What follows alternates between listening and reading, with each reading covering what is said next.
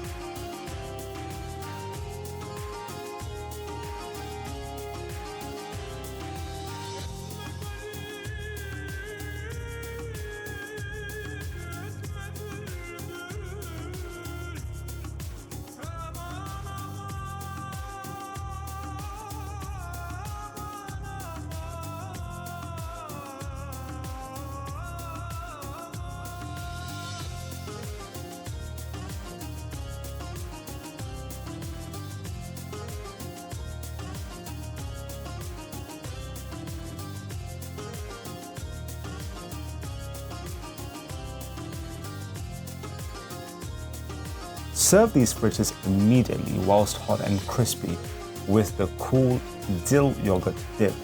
They can also be enjoyed at room temperature alongside a fresh salad. These fritters were absolutely tasty, and I highly recommend you try out the yogurt dip with it too. If you'd like to see more Turkish recipes, then click on our playlist, which you can find at the end screen. And with that, catch you in the next one.